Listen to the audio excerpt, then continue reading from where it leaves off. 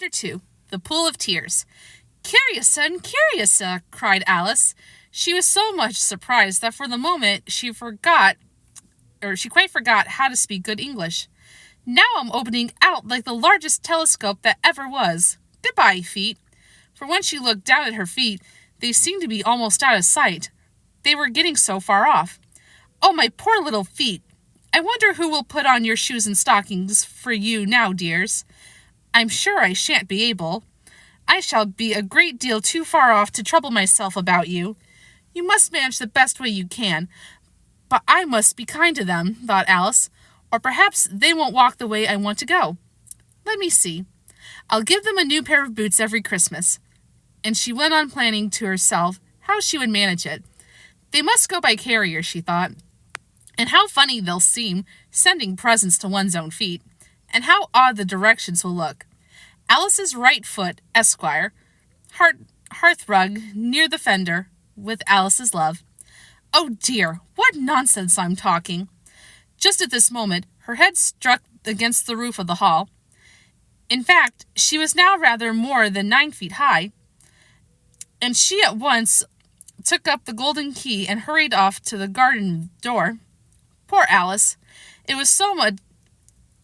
was as much as she could do, lying down on one side, to look through into the garden with one eye, but to get through was more hopeless than ever. She sat down and began to cry again. "You ought to be ashamed of yourself," said Alice. "A great girl like you," she might as well say this, "to go on crying in this way. Stop this moment, I tell you." But she went on all the same, shedding gallons of tears until there was a large pool around her, about 4 inches deep, and reaching half down the hall. After a time, she heard a little pattering of feet in the distance, and she hastily dried her eyes to see what was coming. It was the White Rabbit returning, splendidly dressed, with a pair of white kid gloves in one hand and a large fan in the other. He came trotting along in a great hurry, muttering to himself as he came, "Oh, the Duchess! The Duchess! Oh, won't she be savage if I've kept her waiting?" Alice felt so desperate that she was ready to ask help of anyone.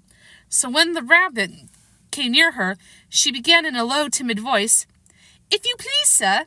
The rabbit started violently, dropped the white kid gloves in the fan, and scurried away into the darkness as hard as he could go. Alice took up the fan and gloves, and as the hall was very hot, she kept fanning herself. All the time she went on talking. "Dear, dear, how queer everything is today. And yesterday, things went on as usual. I wonder if I've ever changed in the night. Let me think. Was I the same when I got up this morning? I almost think I can remember feeling a little different. But if I'm not the same, the next question is, who in the world am I? Ah, that's the great puzzle." And she began thinking over all the children she knew that were of the same age as herself, to see if she could have been changed for any of them. "I'm sure I'm not Ada," she said, "for her hair goes in such long ringlets, and mine doesn't go in ringlets at all. And I'm sure I can't be Mabel, for I know all sorts of things, and she knows such a very little. Besides, she's she, and I'm I, and, oh dear, how puzzling it all is. I'll try if I know all things I used to know. Let me see. 4 times 5 is 12, and 4 times 6 is 13, and 4 times 7 is, oh dear, I shall never get to 20 at that rate. However, the multiplication table doesn't signify. Let's try geography.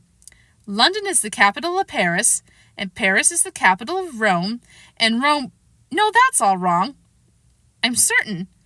I must have been changed for Mabel. I'll try and say, how doth the little..." And she crossed her hands on her lap, as if she were saying lessons, and began to repeat it. But her voice sounded hoarse and strange, and the words did not come the same as they used to. "How doth the little crocodile improve his shining tail, and pour the waters of the Nile on every golden scale? How cheerfully he seems to grin, how neatly spreads his claws, and welcomes little fishes in with gently smiling jaws. I'm sure those are not the right words, said poor Alice, and her eyes filled with tears again as she went on. I must be Mabel after all, and I shall have to go and live in that poky little house, and have next to no toys to play with, and oh, ever so many lessons to learn. No, I've made up my mind about it. If I'm Mabel, I'll stay down here. It'll be no use their putting their heads down and saying, Come up again, dear. I shall only look up and say, Who am I then? Tell me that first. And then, if I like being that person, I'll come up. If not, I'll stay down here till I'm somebody else. But, oh dear, cried Alice with a sudden burst of tears. I do wish they would put their heads down. I am so very tired of being all alone here. As she said this, she looked down at her hands and was surprised to see that she had put on one of the rabbit's little white kid gloves while she was talking. How can I have done that? She thought. I must be growing small again.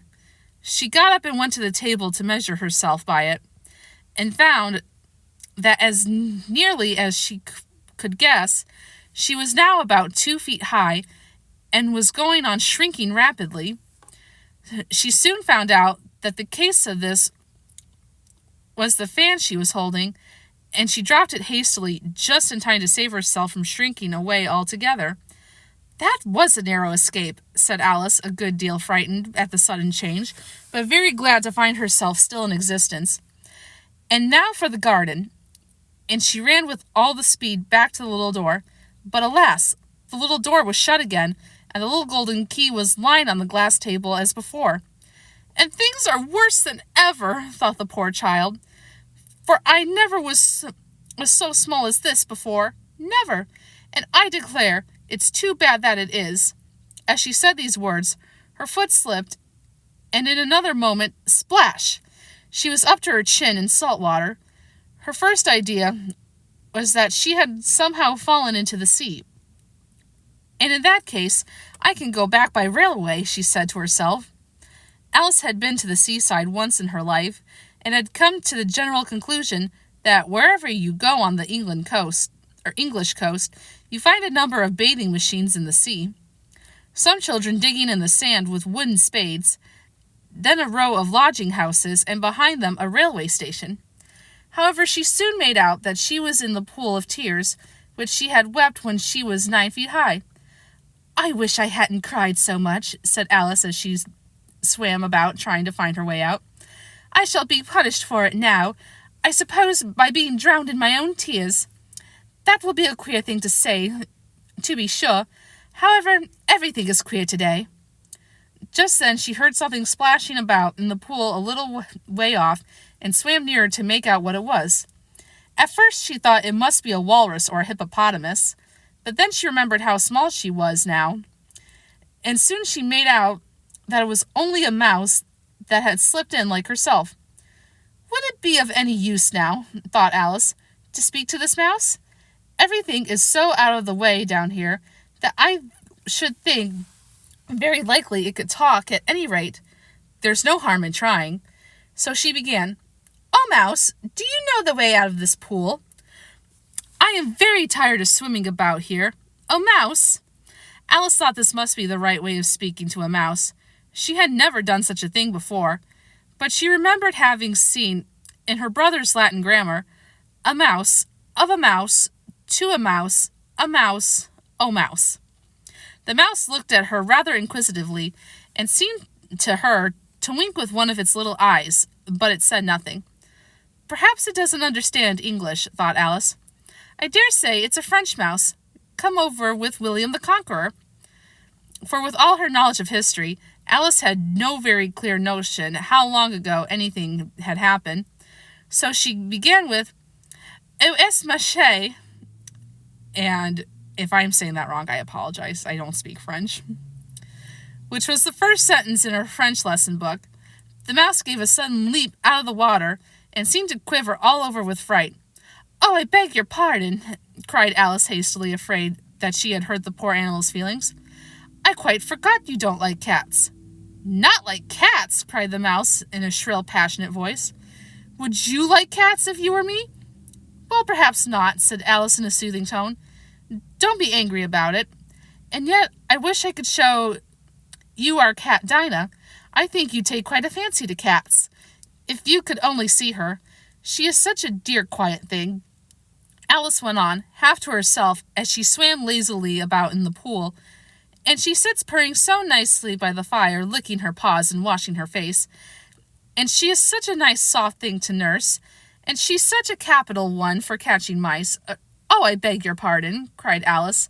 Again, for this time, the mouse was bristling all over, and she felt certain it must be really offended. "We won't talk about her any more, if you'd rather not." "We indeed," cried the mouse, who was trembling down to the end of its tail. "As if I could talk on such a subject. Our family always hated cats. Nasty, low, vulgar things. Don't let me hear the name again." "I won't indeed," said Alice, in a great hurry to change the subject of conversation. Are you fond of dogs?" The mouse did not answer. So Alice went on eagerly. "There is such a nice little dog near our house. I should like to show you. A little bright-eyed terrier, with, such long, curly brown hair. And it'll fetch things when you throw them, and it'll sit up and beg for its dinner and all sorts of things. I can't remember half of them, and it belongs to a farmer, and he says it's so useful it's worth £100. He says it kills all the rats and—" "Oh, dear," cried Alice in a sorrowful tone. "I'm afraid I've offended it again." For the mouse was swimming away from her as hard as it would go, and making quite a commotion in the pool as it went. So she called softly after it, "Mouse dear, do come back again, and we won't talk about cats or dogs either, if you don't like them." When the mouse heard this, it turned round and swam slowly back to her. Its face was quite pale, with passion, Alice thought, and it said in a low, trembling voice, "Let us get to the shore, and then I'll tell you my history, and you'll understand why it is I hate cats and dogs." It was high time to go, for the pool was getting quite crowded, and the birds and animals that had fallen into it. There was a duck and a dodo, a lory and an eaglet, and several other curious creatures. Alice led the way, and the whole party swam to shore. Please join me for Chapter 3.